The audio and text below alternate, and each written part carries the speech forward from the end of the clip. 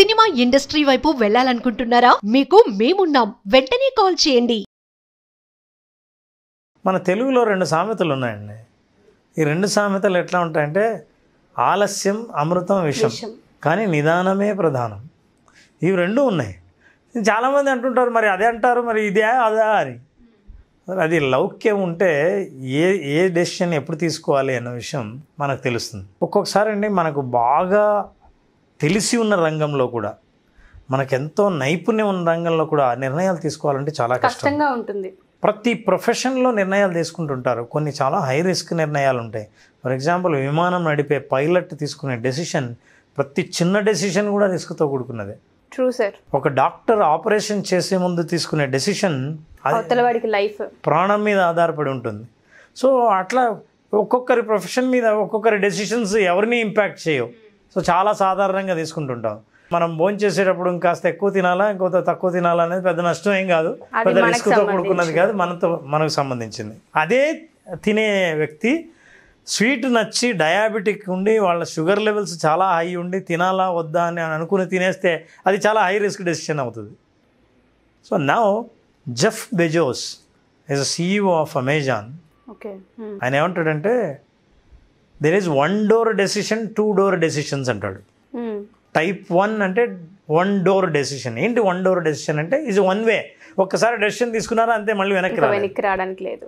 2 door decision అంటే ఒకసారి వెనక్కి డెసిషన్ తీసుకున్నా కూడా వెనక్కి వచ్చే అవకాశం ఉన్నది 2 డోర్ డెసిషన్. ఇప్పుడు మీరు డెసిషన్స్ తీసుకునేటప్పుడు ఈ 2 చూడమంటాడు. Is it reversible or irreversible? మనం వెనక్కి తీసుకోవచ్చా, వెనక్కి తీసుకోలేని పరిస్థితి ఉందా? నిజం చెప్పాలంటే కొన్ని నిర్ణయాలు, పెళ్లి చేసుకోవడం ఒకసారి నిర్ణయం తీసుకుంటే రివర్స్ తీసుకోవడం పెద్ద ఖర్చుతో కూడుకున్న పని. ఎగ్జాక్ట్లీ. అయితే సైకాలజీ ఏం చెప్తుందంటే జీవితంలో ఏదైనా మీరు రివర్స్ తీసుకోవచ్చు. ప్రతిదానికి ఛాయిస్ ఉంది, దేనికైనా ఛాయిస్ ఉంది. అయితే ఆ ఛాయిస్కు కాన్సిక్వెన్సెస్ ఉంటాయి, పరిణామాలు ఉంటాయి. ఆ పరిణామాలని మీరు ఎదుర్కోవడానికి సిద్ధంగా ఉంటే మీరు ఏ నిర్ణయం అయినా తీసుకోవచ్చు. ఈ దేశం వదిలి ఇంకో దేశంలో స్థిరపడాలని కోరుకోవచ్చు, 2-3 పెళ్ళిళ్ళు చేసుకుని 4వ పెళ్లి కూడా చేసుకోవడానికి సిద్ధపడవచ్చు. దానికి సంబంధించిన పరిణామాలన్నీ సామాజిక చట్టరీత్యా అందరితో మీరు ఎదుర్కోవడానికి సిద్ధంగా ఉంటే మీరు నిర్ణయం తీసుకోవచ్చు. అయితే ఎవరైనా సరే నిర్ణయం తీసుకునే ముందు తక్కువ రిస్క్ ఉండి, తక్కువ ప్రమాదం ఉండి, తక్కువ నష్టం ఉండే డెసిషన్ తీసుకోవాలని అనుకుంటారు. ఎలా తీసుకోవాలి? కొన్ని విషయాల్ని మనం పరిగణనలోకి తీసుకోవాలి. నెంబర్ 1, డెసిషన్ ఏదైనా తీసుకోవాలంటే ఇన్ఫర్మేషన్ మనకు కావాలి. ఇన్ఫర్మేషన్ కావాలంటే అది ఖర్చుతో కూడుకున్నది, సమయం తీసుకుంటుంది. సో చాలామంది ఏం చేస్తారంటే డెసిషన్ తీసుకోవడానికి లేదు, ఇంకా ఇన్ఫర్మేషన్ కలెక్ట్ చేస్తున్నాను, ఇంకా డెసిషన్ తీసుకోలేదు, రావాల్సిన ఇన్ఫర్మేషన్ రాలేదు. అయితే వాళ్ళకి తెలియదు ఇన్ఫర్మేషన్ తీసుకుంటున్నాం అనుకుంటారు, కానీ యాక్షన్ లోపించిందని తెలియదు. డెసిషన్ తీసుకోవాలంటే అండి ఒక 3 అంశాలు ఉన్నాయి. ఒకటి స్టాప్, లాప్, నో అని 3 చాలా పాపులర్గా మేనేజ్మెంట్లో ఉపయోగిస్తారు. ఇది స్టాప్ అంటే మీరు ఇన్ఫర్మేషన్ తీసుకుంటూ ఉంటారు. 70% ఆఫ్ ఇన్ఫర్మేషన్ మీకు ఏదైనా వస్తే ఇక డెసిషన్ తీసుకోవడానికి ఆ ఇన్ఫర్మేషన్ చాలు. ఇంతకంటే ఇంకా ఎక్కువ ఇన్ఫర్మేషన్ తీసుకుంటే మీరు పక్కా మీ డెసిషన్ మీకు అనుకూలంగా మారుతుంది అని చెప్పడానికి వీల్లేదు అని గ్యారంటీగా చెప్పలేము. సో ఈ లేటుగా నిర్ణయం తీసుకోకుండా, యాక్షన్ తీసుకోకుండా ఇన్ఫర్మేషన్లోనే బిజీగా ఉండేవాళ్ళు ఉంటారే, వీళ్ళని ఏమంటారంటే పెరాలసిస్ ఆఫ్ అనాలిసిస్ అంటాం. ఈ అనాలిసిస్తోనే పెరాలసిస్ వస్తుంది. అట్లాంటి పెరాలసిస్ ఉన్నవాళ్ళు అనాలిసిస్ టూ మచ్ చేస్తారు. అందుకనే less risky decision should be made as early as possible, high risk decision should be made as late as possible. అయితే లేట్ అంటే ఎంత లేటు అని అంటే 70% ఇన్ఫర్మేషన్ తీసుకునేంత వరకు మీరు ఇన్ఫర్మేషన్ కలెక్ట్ చేసుకోవచ్చు. Then you have to act on it. రెండవది LOP అంటే మీరు లాస్ ఆఫ్ ఆపర్చునిటీ. ఒక్కోసారి మీరు నిర్ణయాలు తీసుకోకపోతే అవకాశం కోల్పోతారు. వడ్డీ రేట్లు పెరుగుతుంటాయి, పెరిగే ముందే మీరు నిర్ణయం తీసుకోవాలి. ఏవైనా సరే ధరలు పెరుగుతాయి, బడ్జెట్ వస్తుంది. మీరు ఏదైనా ఇన్వెస్ట్ చేసే ముందు కాస్త ఆలస్యం చేస్తే అంతకంటే డబల్ ఇన్వెస్ట్ చేయాల్సి వస్తుంది. ఒక్కొక్కసారి మీరు విత్డ్రా చేయాల్సి వస్తుంది మీ ఇన్వెస్ట్మెంట్ని. మీరు లేట్ చేస్తే మీకు నష్టం వస్తుంది. సో ఎప్పుడైనా ఆపర్చునిటీ మిస్ అవుతున్నామన్న పరిస్థితి వచ్చినప్పుడు వెంటనే మీరు డెసిషన్ తీసుకోవచ్చు. సో ఆపర్చునిటీని కూడా దృష్టిలో పెట్టుకోవాలి. మూడవది నో అంటే మీకు గనక ఆ రంగంలో ప్రావీణ్యత ఉండి ఏం చేయాలో నాకు తెలుసు, ఒకవేళ పొరపాటు జరిగినా ఏం చేయాలో తెలుసు అన్నప్పుడు అప్పుడు కూడా వెంటనే డెసిషన్ తీసుకోవచ్చు. సో ఎవరైతే ఆలస్యం చేస్తున్నారో, నిర్ణయం తీసుకోవడానికి పొడిగిస్తున్నారో కాలాన్ని, అలాంటి వాళ్ళు ఈ 3 కండిషన్స్లో స్టాప్, లాప్, నో అనే ఈ 3 కండిషన్స్లో డెసిషన్ తీసుకోవచ్చు. ఓకే. సో ఈ అనాలిసిస్ని తగ్గించేసి 70% ఇన్ఫర్మేషన్ వచ్చిన తర్వాత నిర్ణయం తీసుకోవచ్చు. హై రిస్క్, లో రిస్క్ను క్యాల్కులేట్ చేయడం చాలా ఇంపార్టెంట్. Yes, exactly sir. చాలామంది ఏంటంటే డెసిషన్స్ తీసుకునేటప్పుడు మీరు అన్నట్టుగానే హై రిస్క్, లో రిస్క్ ఆ పాయింట్స్ అసలు మెజర్ చేయరు, ఆలోచించరు. ఆన్ ది స్పాట్ అనిపించింది చేసిన తర్వాత ఎప్పుడైతే నష్టం చవి చూస్తామో ఖచ్చితంగా కొంత రిగ్రెట్ ఫీల్ అవ్వాల్సిన అవసరం ఉంటుంది. సో ఎవరైతే స్పాట్గా వెంటనే డెసిషన్స్ తీసుకుంటూ ఉంటారో వాళ్ళకి అసలు మనం ఏం చెప్పొచ్చు అంటారు? మా డెసిషన్స్ వల్ల మేము లాస్ తప్ప ఏ రకంగానూ లబ్ధి పొందే అవకాశం లేకుండా పోతుందని రిగ్రెట్ ఫీల్ అవుతుంటారు. వాళ్ళకి అసలు మనం ఏం చెప్పొచ్చు?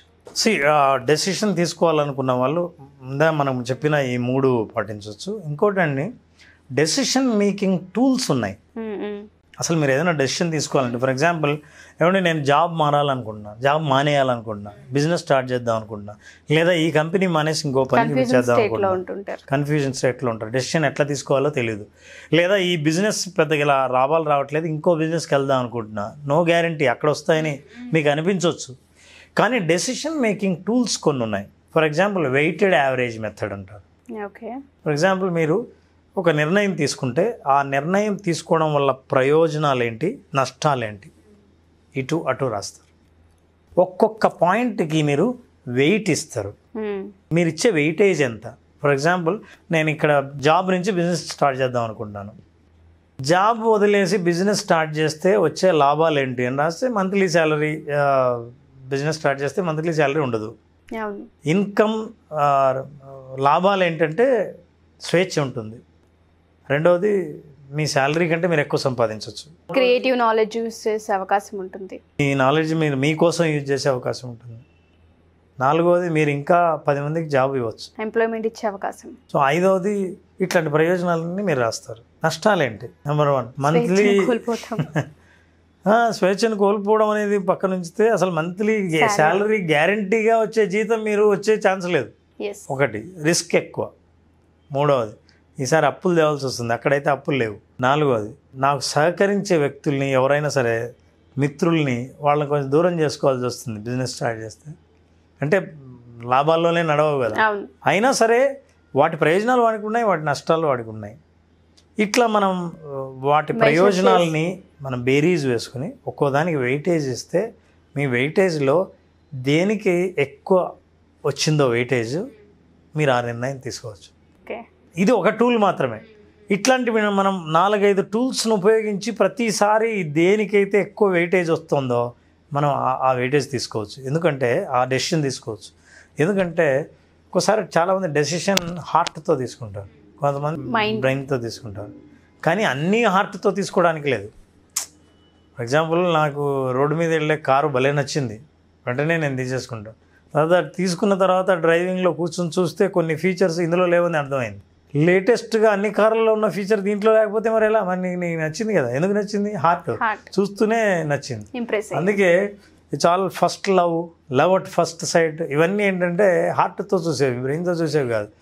అది చాలామంది రాంగ్ డెసిషన్ అని తర్వాత ఫీల్ అవ్వడానికి కారణం ఏంటంటే your decision was very as fast as possible. It is only psychological. It's only hormonal chemical impact.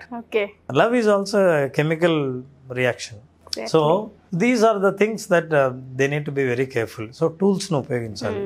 తర్వాత డెసిషన్ తీసుకునేటప్పుడు మీరు ఎవరైతే ఎక్స్పర్ట్స్ ఈ లైన్లో ఉన్న వాళ్ళను యాజ్ ఫాస్ట్ యాజ్ పాసిబుల్ వాళ్ళ దగ్గర నుంచి సమాచారం సేకరించాలి. అయితే ఇంకో విషయం కూడా గుర్తుపెట్టుకోవాలి, ఇతరుల అనుభవమే మీ అనుభవం కానక్కర్లేదు. అయితే అనుభవం గురించి తెలుసుకోవడం కూడా చాలా అవసరం. ఒక్కోసారి మీకు చాలా అందంగా కనిపించిన ఒక రంగంలోకి వెళ్దామని చూస్తే ఆ రంగంలో ఉన్న వాళ్ళు చెప్పొచ్చు, నేను ఇలాగే అనుకుని వచ్చాను, నిజానికి కాంపిటీషన్ ఇలా ఉంది, ఛాలెంజ్ ఇలా ఉంది, లాభాలు తక్కువ ఉన్నాయి, వడ్డీలు ఎక్కువ ఉన్నాయి, ఇక్కడ సహకరించే పరిస్థితి లేదు. ఇవన్నీ చెప్పిన తర్వాత మీ డెసిషన్ మీరు మార్చుకోవచ్చేమో. కాబట్టి ఆ లైన్లో ఉన్న వాళ్ళని మీరు కలిస్తే మంచిది. So your risk percentage will come down. So ఈ రకంగా ఎవరైనా సరే హై రిస్క్ డెసిషన్స్, లో రిస్క్ డెసిషన్స్ని మనం చెప్పినట్టు ఈ రెండు విషయాలు వేసుకోగలిగితే రివర్సబుల్లా ఇర్రివర్సబుల్లా, మనం మళ్ళీ వెనక్కి తీసుకోవచ్చా, వెనక్కి తీసుకోలేమా, దీని రిస్క్ ప్రభావం ఎంత ఉంది. అంతేకాదు ఒక్కొక్కసారి మన నిర్ణయాల్లో మనం ఒక్కరమే కాదు, నిర్ణయం తీసుకున్న వ్యక్తి ఒక్కడే కాదు, కుటుంబం మొత్తం ఆధారపడి ఉంటుంది. అట్లాగే ఒక కంపెనీ CEO స్థాయి వ్యక్తి నిర్ణయం తీసుకుంటే కొన్ని వేల మంది ఉద్యోగుల భవిష్యత్తు ఆధారపడి ఉంటుంది. ఒక గవర్నమెంట్లో ఉన్నత స్థాయిలో ఉన్న అధికారో లేదా ప్రధానమంత్రి, ముఖ్యమంత్రి తీసుకునే నిర్ణయం ఉంటే వాటి ప్రభావం కొన్ని కోట్ల మంది ఉంటుంది.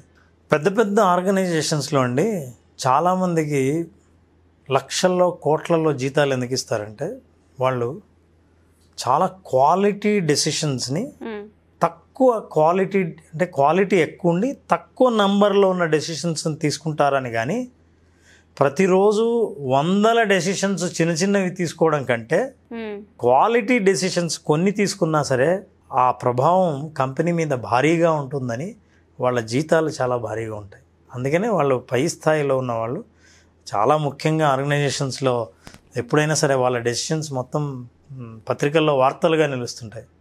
ఎందుకంటే వాళ్ళకి అంత శాలరీ ఇవ్వడం, వాళ్ళు తీసుకునే నిర్ణయాలు క్వాలిటీ నిర్ణయాలు అయి ఉంటాయని. తక్కువ నంబర్ అయినా సరే మనం ప్రతిరోజు ఎన్నో డెసిషన్స్ తీసుకుంటుంటాం, కానీ అవంత క్వాలిటీ కాకపోయినా అందుకే అది తక్కువ శాలరీ వాళ్ళకి పనిచేసేది దానికి. మేజర్ లైన్ సార్ ఇది. So decision making is very important for anyone. వాళ్ళు if they consider these factors, మనం మాట్లాడుకునే విషయాల్ని వాళ్ళ దృష్టిలో పెట్టుకుని నిర్ణయం తీసుకుంటే కొంతవరకైనా రిస్క్ను తగ్గించే అవకాశం ఉంటుంది. రిస్క్ లేని డెసిషన్ ఏది ఉండదు, రిస్క్ని ఎదుర్కొనే సంసిద్ధత కూడా ఇస్తుంది. ఎస్ సార్, ఎగ్జాక్ట్లీ ఆ అవగాహనకి రాగలుగుతాం. మళ్ళీ క్లాస్ ఎప్పుడైనా అవకాశం ఉంటుంది, ఎందుకంటే విజువలైజేషన్ అది ఎక్స్పీరియన్స్ చేయడానికి మీరు పెట్టింది కంప్లీట్ ప్రాక్టీస్. ఒక జీవితాన్ని అర్థం చేసుకోవడానికి, కెరీర్లో సక్సెస్ అవ్వడానికి, దాంతోపాటు చాలామందికి మనీకి సంబంధించినటువంటి బ్లాక్స్ కొన్ని ఉంటాయి. సో ఆలోచన ఎలా క్రియేట్ చేసుకుని ముందుకెళ్ళాలి అనేటువంటి దానికి, కొంతమందికి ఏమో జాబ్కి సంబంధించినటువంటి వాటిలో ఎంత త్వరగా క్విక్ చాలామంది గ్రాప్ చేసుకోవాలని ఉంటుంది, క్రాక్ చేయాలని ఉంటుంది. దానికోసమైనా సరే సో విజువలైజేషన్ ప్రాక్టీస్ అనేది మళ్ళీ ఎప్పుడు ఉండే అవకాశం ఉంటుంది. అలాగే విజువలైజేషన్ ప్రాక్టీస్కి చాలా మంచి స్పందన వస్తుంది. ఎందుకంటే నేరుగా ఎదురుగా వాళ్ళ చేత ప్రాక్టీస్ చేయించే అవకాశం నాకు కూడా వచ్చింది. ఇది సెప్టెంబర్ 14వ తేదీన బ్యాచ్ స్టార్ట్ చేస్తున్నాం. September 14th. అట్లాగే ఈ ఎపిసోడ్లో స్పెషల్ ఏంటంటే 18th నాడు పున్నమి. ఆ పున్నమి రోజు స్పెషల్గా యోగ నిద్ర సెషన్ ఉంటుంది. పున్నమి రోజు రాత్రి యోగ నిద్ర సెషన్లో పాల్గొన్న వాళ్ళకి ఏవైనా సరే మానసిక రుగ్మతలు కానీ, నిద్రలేమి సమస్యలు కానీ ఉన్నవాళ్లే కాకుండా ఏవైతే మెంటల్ బ్లాక్స్ ఉంటాయో, ఆందోళనలు ఉంటాయో, భయాలు ఉంటాయో, నిర్ణయాలు తీసుకోలేకుండా ఆగిపోయిన బ్లాక్స్ ఏవైతే ఉంటాయో వాటన్నిటిని రిలీజ్ చేసే యోగ నిద్ర 18th ఉంటుంది. 14th రిజిస్టర్ చేసుకున్న వాళ్ళకి మాత్రమే ఈ అవకాశం. 14th బ్యాచ్ స్టార్ట్ అవుతుంది, సెప్టెంబర్ 14th. యోగ నిద్ర కోసం చాలామంది ఎక్స్పెక్ట్ చేసేటువంటి వాళ్ళు ఉన్నారు. స్పెషల్ అకేషన్ డే రోజు పెడుతున్నారు. సో ఇది స్పెషల్ క్లాస్ అని చెప్పేసి చెప్పాలి. ఈ మంత్కి special class visualization practice September 14th నుంచి ఉంటుంది. కాబట్టి ఆసక్తి కలిగిన వారు స్పెషల్ క్లాస్లో కనుక మీరు ఎన్రోల్ చేసుకోవాలి అనుకున్నటువంటి వాళ్ళు స్క్రీన్ మీద మీకు కాంటాక్ట్ నెంబర్ కనిపిస్తుంది, దాన్ని మీరు కాల్ ఆర్ మెసేజ్ వాట్సాప్ చేసి వెంటనే ఎన్రోల్ చేసుకోండి. Anyways thank you, great experience and thank you so much Ram sir. Thank you.